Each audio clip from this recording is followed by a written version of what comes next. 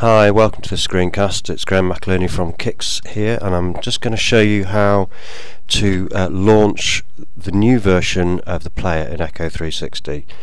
We've just recently upgraded Echo 360, which is basically the hardware and software platform that our myEcho recording system sits on. The most obvious change to it so far that will affect us most, and most importantly affect your students, is the changes to the way the playback player window has been laid out.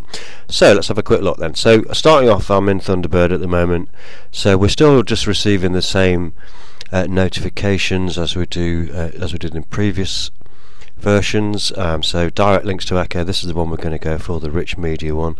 So I'm just going to click on this one to start with, and it's opening up my web browser there. So what we've got now, instead of the old screen that we saw before, which had the choice of buttons to deciding what connection speed we had and so on, we've got this now. Basically does the same thing, they've just updated it aesthetically a bit, because let's face it, it was looking a bit tired before.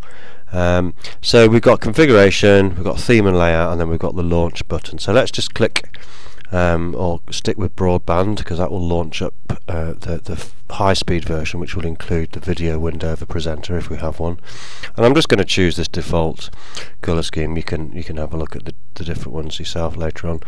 And then I'm going to click the launch Echo player, and it's just loading up now. Just get this little loading up icon, so we'll just wait for it to do that.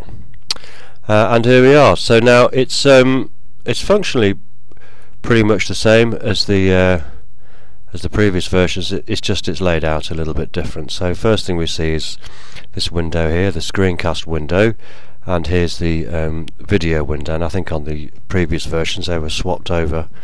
First thing to notice about these is that we can move the windows around. So if we don't like that particular layout, we can reconfigure it like that, for example. That's a bit more like the old one.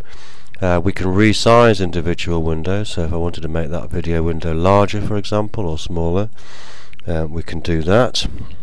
If I click on this button down here, it basically resets it to the default view, which is like that.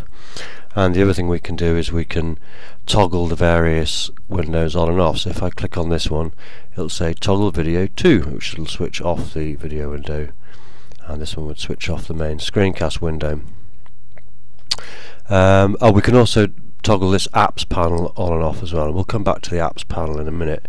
The other main thing we'd want to use is the main playback controls. So this is our stop and go button, this is a rewind, fast forward. This does the volume, so we can mute, for example, or unmute, and control the volume level. And then we've got a playback head here, which we can effectively drag to advance or rewind. Let's just switch the voice off for a second. So that's all fairly straightforward. Now let's go over to the apps panel for a moment, because this is quite useful. We can switch that on and off. I think I just did that earlier on. And then if I click on the scenes one, the top one, we'll see this familiar thumbnail navigation thing. I say familiar, if you've used the previous version of Echo 360 you'll recognise this. I think by default it used to be down on the left hand side of the screen on the original version. If I click on this, so this is really useful for revision, by the way. You know, if a student's looking at your lecture and they want to find out, they want to go to a specific bit to revise a specific point, this is a really good way of them being able to do that. I'm going to click back on applications. If we click on info, it's just going to give us a little bit of metadata about the talk. In this case it's got the instructor. I'm registered as the instructor for this one, as it turns out. Some help, so there's contact information there for the university help desk, which should always be the first port of call for any technical inquiry.